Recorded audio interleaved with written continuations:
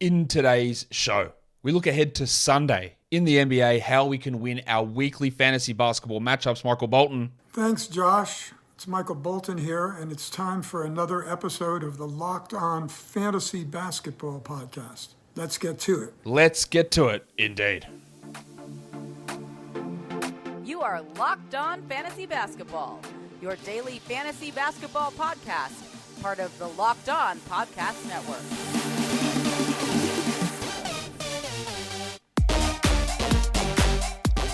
Hello and welcome to the Locked On Fantasy Basketball Podcast, brought to you by Basketball Monster. My name is Josh Lloyd and I am the lead fantasy analyst at basketballmonster.com, and you can find me on Twitter as always at redrock_bball, on TikTok at redrock_bball, and on Instagram at Locked On Fantasy Basketball.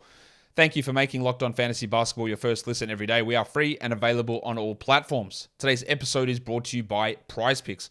First-time users can receive a 100% instant deposit match up to $100 with the promo code Locked On. That's PrizePicks.com. The promo code is Locked On. All right.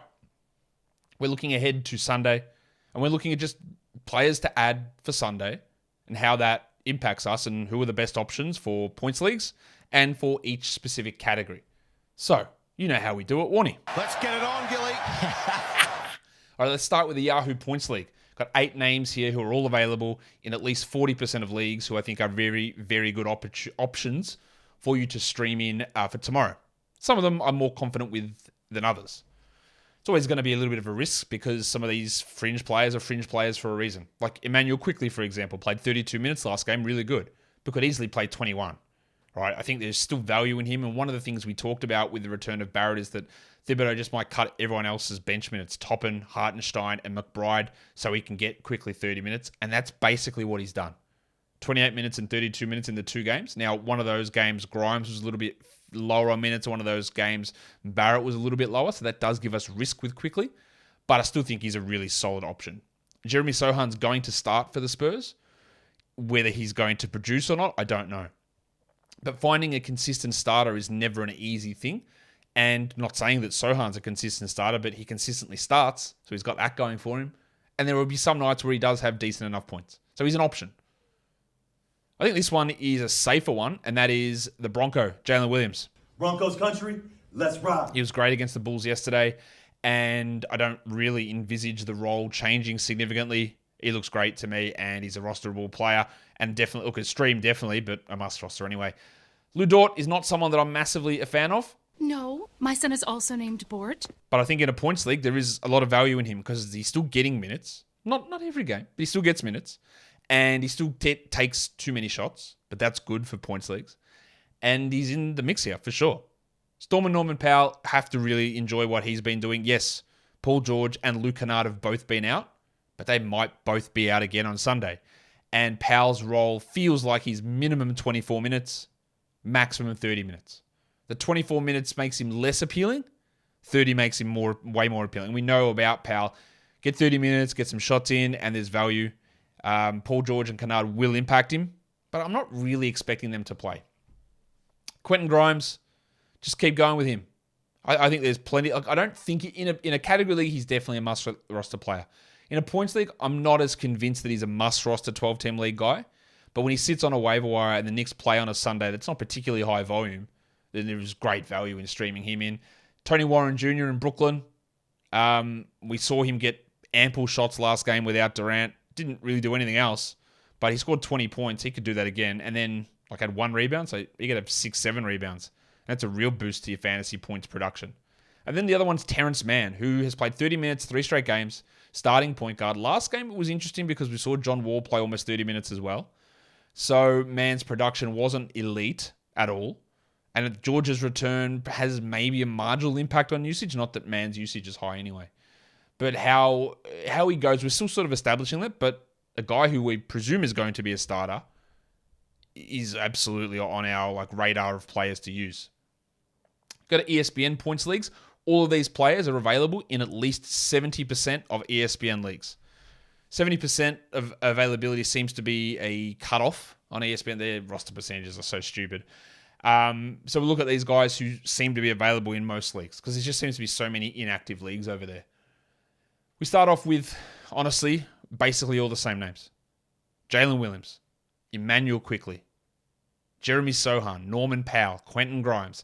Now, ESPN points are structured a little bit differently to Yahoo points, so efficiency matters more on ESPN. So you'll see the ordering of these players is a little bit different. My confidence level in guys like Quickly and Sohan still aren't particularly high, but they do project out pretty well. So after Sohan and Powell, there's Quentin Grimes, there's Terrence Mann, Royce O'Neal in the mix. Much better ESPN points league guy, I think, than Yahoo points league player. So there is a little bit of... He's available on Yahoo points, and he's worth adding given the extra minutes he's going to get with KD out, but I do like him a little bit more over on ESPN. And then his teammate, TJ Warren, has some pretty good value there as well, just as a guy who's going to get such bulk shots with the absence of Kevin Durant. So you've got some ESPN Points League stream options. You've got some Yahoo Points League stream options. You can check everything over at Basketball Monster as well if you are a member over there, as we update immediately as the news comes through, and you can see how the daily projections change to see who ends up being a better stream. Today's episode is brought to you by PrizePicks. PrizePicks is daily fantasy, but it's not daily fantasy that you've seen before. It is just player projections. So you might have Royce O'Neal, and they'll say 10.5 points is his line that's set. You go, oh, mate, I think Royce has got a chance to do more than that. So you just say more. And they go, Tony Warren, last game he had 1 rebound. Let's say they set it at 4.5. Do you take the more or the less side of that? Which side do you go on? I think I'd probably go more. He's had some good rebounding games, but it's a tough one. And you do between 2 to 6 of those individual player projections, put them in a lineup, and you can win up to 25 times your entry back. And these entries are quick. You can do them in under 60 seconds. You can do it in over 30 US states and in Canada. And you can do it for sports that it's not just the NBA. NFL, college basketball, men's and women's, NASCAR, golf, MMA, boxing, cricket, disc golf. It's all there. Download the PrizePicks app or go to PrizePicks.com to sign up and play daily fantasy sports. First-time users can receive a 100% instant deposit match up to $100 with the promo code LOCKEDON. If you deposit $100, PrizePicks will give you $100. If you deposit $50, PrizePicks will give you $50. Don't forget to enter the promo code LOCKEDON at sign up for an instant deposit match up to $100. Let's go to category leagues now. Who are we streaming in the points category? Norman Powell. Right, that's what he does. He doesn't do really much else, but what he does is score. And again, my expectation is that at least Paul George will be out. I don't know that for sure. And that really does help Powell. So good opportunity for him there. There's a lot of other guys there who are a bit more hit and miss, like Malik Monk, who can easily pop off for 25 or could have 7. It's a risky run. Now, Alec Burks, similar. We don't know what Dwayne Casey's going to do with the rotation. Alec Burke. Dwayne Casey doesn't know what Dwayne Casey's going to do with the rotation. Burks could play 27 minutes and shoot 90%, or he could play 15 minutes and have 6 points. It's a risk, but a lot of these ones, like, I think TJ Warren's not a risk, right? He's going to get 16 points, feel pretty good about that with Durant out. He's going to do that.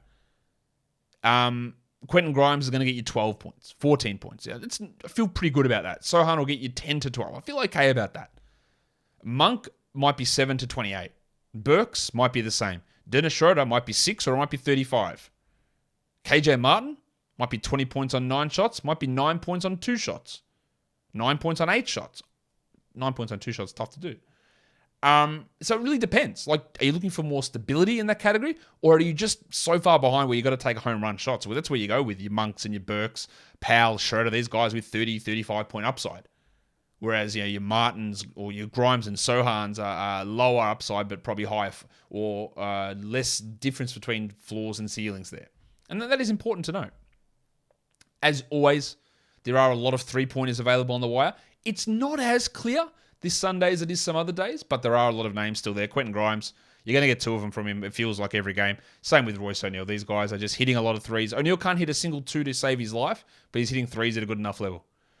Grimes, also really good 3-point shooter. And then you got the other nets, Joe Harris, Seth Curry. Well, look, that is just, like, that's 2 threes each without too much hassle, I'd say, for those 4 guys. Malik Monk, a little bit hit or miss, same as Alec Burks, as we mentioned. So do they have, though, more per game upside in threes? I'm not sure about Burks. Monk probably does. But, like, Grimes is a 5 3-pointer upside. Harris is a 5 3-pointer upside. Seth Curry is a 5 to 6 3-pointer upside. O'Neal's probably only a 3. And Monk's probably a 5. Burks is probably a 3 as well. Then you go to Mike Muscala, who I don't know. I don't know how I feel about it, because I don't think I can really trust anything with the Thunder centers. Is it Muscala? Is it Baisley? Is it Wiggins? Is it Williams? Is it the other Williams? Is it Omarui? There's too many options. Muscala started last game, but Who knows? And Doug McDermott is a very solid player. Very solid three-point streamer. You'll get 3 out of him. You probably won't get any more, but you might not get any less. That's what he brings. And you know you're going to get that from Doug McDermott. You're very confident you're going to get that from him. Rebounds. Let's go to Kevon Looney, who's been rebounding like a maniac. Now, his minutes have been well down as they've regained Curry and Wiggins and Iguodala. They still don't have Wiseman, Kuminga, and JaMychal Green back. That's going to really impact Looney as we move forward, but he's rebounding at a stupid rate. I don't think it continues, but he might get 10 rebounds. KJ Martin has got a real chance to start because old mate Kevin Porter might be out. And he started last game. He can be a good rebounder. Sohan's a good rebounder. Terrence Mann's a good rebounder for a guard-eligible player. Zach Collins, yes, the minutes can be in flux coming off the bench, but double-digit rebound upside. Look at these guys. Looney, double-digit upside rebound. Collins, double-digit upside rebound. But the guys in between probably just more safe with their rebounds, not as higher upside. Pat Williams really does get a boost if DeMar DeRozan is out, but he's a solid enough rebound option anyway. Royce O'Neal gets you 5 or 6. And then Trey Lyles. Trey Lyles is on fire at the moment. They're giving him extra minutes because of blowouts. He's also doubled his block rate over the last 10 games, which is not something I really expect to continue, but he's playing a lot of backup center. Not that there are many backup center minutes available because Sabonis plays 38 a night, so it's 10 minutes there. But he's getting some minutes at the 4, and it's eating into Keegan Murray. And his production's really high at the moment, Trey. I'm not saying he's a 12-team league ad, but he's put up really good numbers, and he's at least an option for us here to stream for rebounds. Assists are dry as usual. Cole Anthony's an option. I don't like him as a general fantasy option, but assists, yes. Dennis Schroeder, well, we hope that's what he does, especially if there's a chance that LeBron does sit with his ankle, which seems to be a chance every game. Sohan's getting some point guard reps, maybe 3 to 4 assists there. Iguodala maybe gets 2 to 3, but this is how rough it is. Like Iguodala is one of the best assist stream options I think out there. Royce O'Neal, yeah, he's not a bad option there too. Alex Caruso, especially if DeRozan's out, Caruso jumps probably to the top of this list. Malik Monk, yeah, his assist rate has dropped from where it was earlier in the season, but it's still strong. And then Terrence Mann, starting point guard, might only be 3 assists. It's really hard to get assists off the way. It's really hard. I think you know that though. Steals. Let's start with the Rabbit Hunter. Be very quiet. I'm hunting rabbits. Alex Caruso. Right, that is a steal streamer. This is a 3-4 steals upside guy. And he could start with DeRozan out. In fact, he might start with DeRozan. Back to Sumu's not it. Gary Payton hasn't really generated steals yet, but he can in big volumes. Quentin Grimes, a great steals player. Sohan can get you 1 to 2. He's not as high upside as these other guys, but he's interesting there. O'Neal got 2 last game and great minutes. DiVincenzo, he can very easily get 2, even if it's in 18 minutes. Terrence Mann, a decent steals option. And then the Rockets, I haven't mentioned this yet, but there's going to be some suspensions, I think. They haven't announced them yet, but I'd expect Jalen Green and the Wild Thing Jayshawn Tate to both be suspended for the next game for coming onto the court during an altercation from the bench, leaving the bench area. So I expect both of those guys to get suspended, meaning, and especially if Kevin Porter's out, does Eason get a little bit more playing time? Is it enough to be an ad? No. But I mean, you could add him if you're desperate for steals because he does do those. He can get 3 of them if he plays 22 minutes, 23 minutes. And there is an opportunity with both Tate and Green, and maybe Porter, all 2 of them, Tate and Green, are very likely to be suspended, and Porter's possibly out due to injury. So some options could open up there. Today's episode is also brought to you by Built Bar. Built Bar, it is. What is it? It's the best tasting protein bar ever. We know this. We love protein. We love treats. And we love the ability to smash those 2 things together because I'm getting a treat. I'm getting high protein, but I'm not loading up on calories. I'm not loading up on sugar. I'm doing it the healthy way. And I've told you for years that you can get Built Bar in so many spots. Well, actually, that's not true. I lie. I've told you can get it from one spot, built.com. And that's still true. You can still get them there. All the delicious flavors, all of the new flavors, all the limited edition flavors, all the nutritional details, 130 calories, 17 grams of protein. It's all there at built.com. But now you can just walk straight into Walmart. You can walk in high and mighty, all cocky. I'm getting my Built Bars. Go down to the pharmacy section, and there they are. 4-bar boxes, cookies and cream flavor, double chocolate or coconut puffs. Or if you're passing by a Sam's Club, they've got a 13-bar box. in 2 flavors, brownie batter and in churro. So go to built.com, but also call into Walmart, call into Sam's Club, and get your boxes of Built Bar. Built Bar is built different. Let's stream some blocks in. Go to Portland. Let's go to Drew Eubanks, who can easily get you 2 blocks coming off the bench behind Nurkic. And Nurkic apparently is on the injury report every game with an ankle or a calf or an illness or something. I don't know. So Eubanks has always got that opportunity. Pat Williams, good shot blocker, maybe more minutes. His teammate Derek Jones Jr. took all of the backup center minutes last game. Whether that is something that sticks every game, I don't know. But he very well could, and he gets some backup 4 minutes. Nico Batum, probably going to start if Paul George is out. Darius Baisley, that one's iffy. Had been out of the rotation completely and then played like 15 minutes and 20 minutes the last 2 games. Do I know that Baisley is going to play? Absolutely not. I don't. But if he does play, there's 3 block upside. But I don't know how we know that. There's just no way to do it. It's really tough. Zach Collins is a good block guy. Royce O'Neal's a strong blocks guy as well. And then again, like with Baisley, Mike Muscala, does he start? Does he play 10 minutes? Does he play 20 minutes? Does he play 0 minutes?